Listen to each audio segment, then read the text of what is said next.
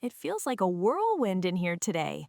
Jimmy, take a breath. Erica, sit down for a moment. You both look like you've been running a marathon.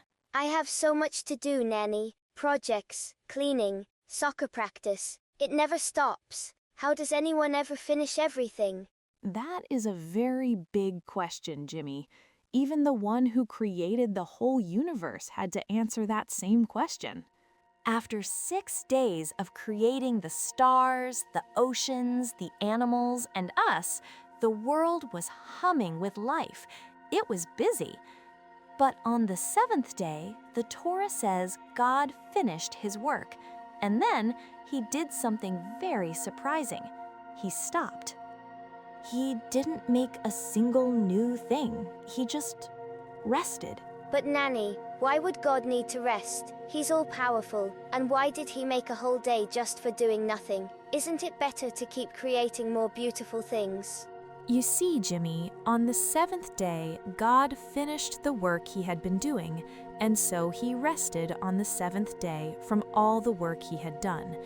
He called this day Shabbat, because on it he ceased, Shabbat, from all his creative labor. He didn't just stop, he sanctified the 7th day and made it holy. And from this very moment, we received the command to stop and rest ourselves, to set aside our work, to step away from the things we usually do every single day and just breathe.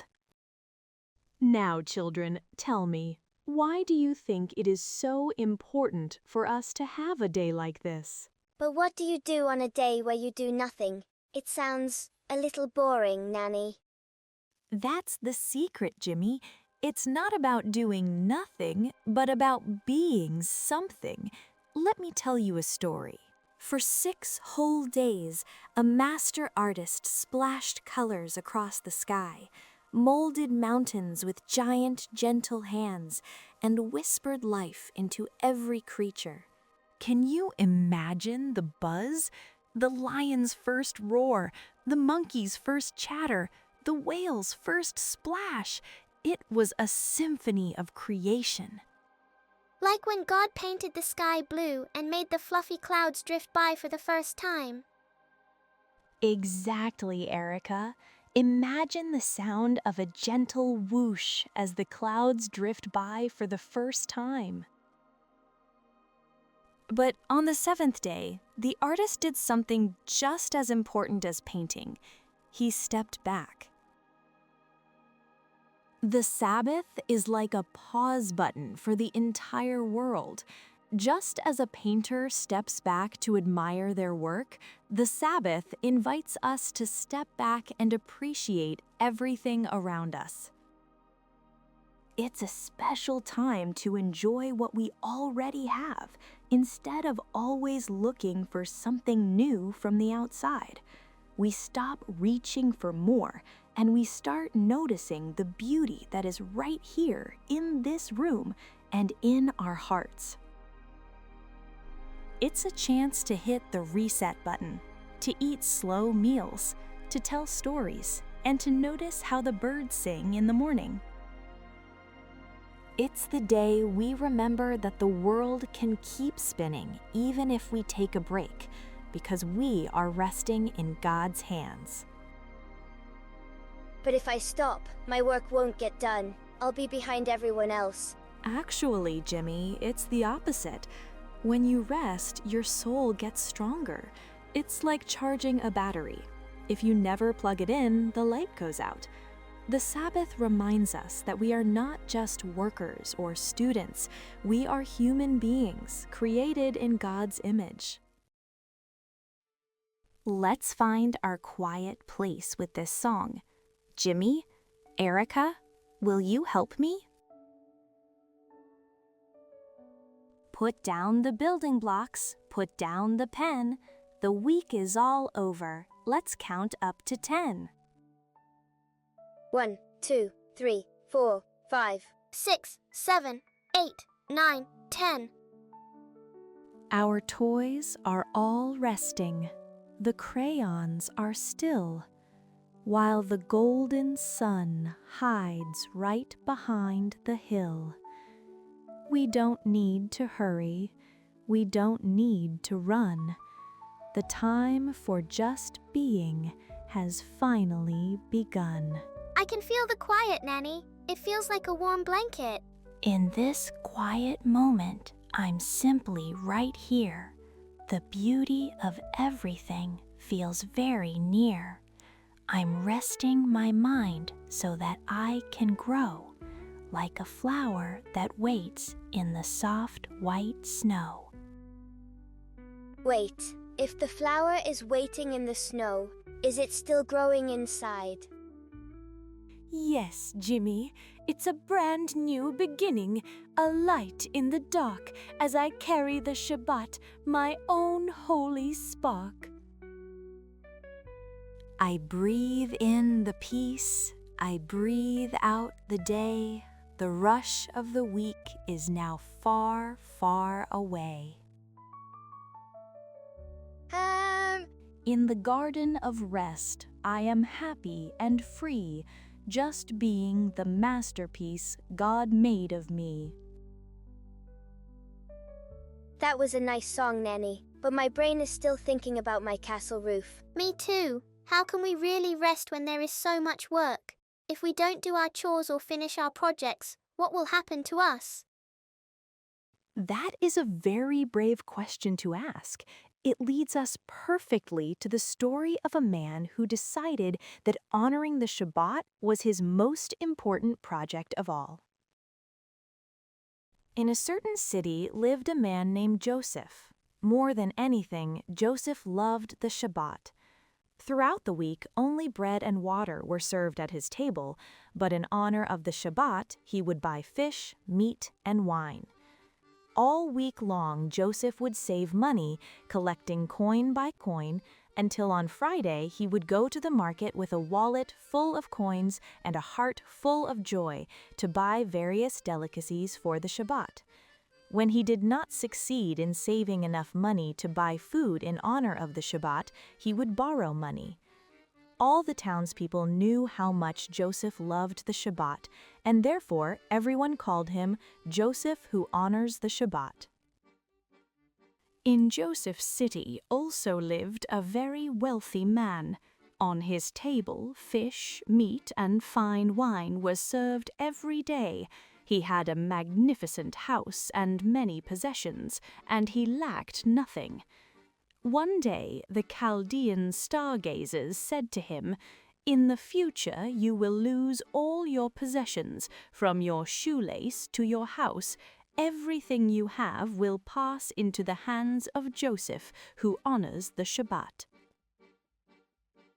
The wealthy men did not know Joseph, but he did not intend to give anyone all his money and property. What did he do? He sold all his possessions, the houses, the furniture, the clothes, and the jewelry. He sold everything, and with the vast amount of money he received, he bought a pearl, a very large and expensive gemstone. "I will never part from the pearl," he said to himself, and he sewed the pearl inside his hat. "No one will take my pearl from me." Everywhere he went, the hat was on his head and the pearl was inside it.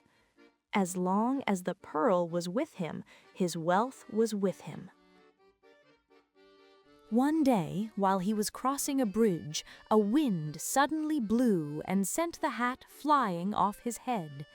He tried to catch the hat, but the wind was strong, and he saw his hat falling into the river water. For a long time he stood on the bridge and looked at the place where the hat had drowned, and with it all his money, all his property, everything he had. The hat drowned, and with it the pearl. On one of the Fridays, a fisherman stood on that same bridge and fished. The sun was already about to set when his fishing rod started moving wildly, nearly pulling him into the river. The fisherman held the rod firmly and pulled with all his might, and behold, a large fat fish came up on the hook. The fisherman took the large fish and ran to the market. When he arrived, he found the market almost empty. "Who will buy the fish now?" the fisherman asked the merchants. "Go to the house of Joseph, who honors the Shabbat," the merchants answered him. "He always buys fine foods in honor of the Shabbat. He will be happy to buy such a large and wonderful fish from you." And so it was. The fisherman went to Joseph, who honors the Shabbat. Joseph saw the fish, bought it joyfully, and hurried to prepare it before the Shabbat entered. When Joseph opened the fish to clean it, he found inside its belly a large and sparkling pearl. At the close of the Shabbat, Joseph went and sold the pearl. A great amount of gold he received for it, and an old man who saw him said to him, "He who honors the Shabbat rewards him." Shabbat is like a queen visiting our home, and we want everything to be perfect for her. That's why we clean the house until it's spotless and prepare our hearts. Erica, tell Jimmy what we've been working on. I polished the silver candlesticks until they sparkled like mirrors. And look here, on the table, under this beautiful cloth, are 2 golden braided loaves of bread. These are our challahs. They smell amazing, Nanny. But wait, why do we have 2? Isn't one giant challah enough for us? That's a wonderful question, Jimmy. The 2 challahs are a reminder of a miracle from long ago. When the people were wandering in the desert, God sent special food from heaven called Manna. Every day they gathered just enough for one day, but on Friday, a double portion fell from the sky. God did this so they wouldn't have to gather any on Shabbat, allowing them to truly rest. These 2 loaves remind us even today that God provides everything we need so we can let go of our worries for a day of pure peace. Now the sun is setting. I light the candles. Look at the flames, children. Don't look at your toys or your tasks. Just be present. For the next 25 hours, we aren't doers. We are just beers. We will eat, sing, drink tea, and share delicious desserts. We rest so that when Sunday comes, we are full of new ideas and fresh energy. Rest is where the next masterpiece begins. I guess I can leave the rest of my homework for tomorrow.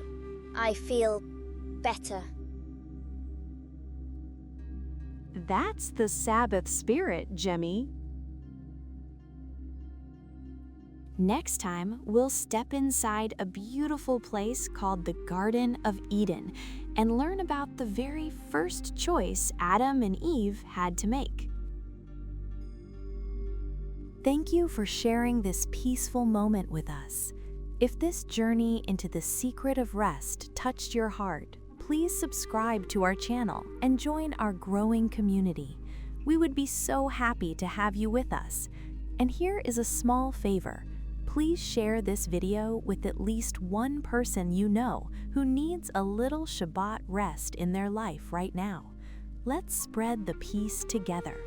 Remember, you are a masterpiece, and you deserve to rest. See you in the next episode. Goodbye for now.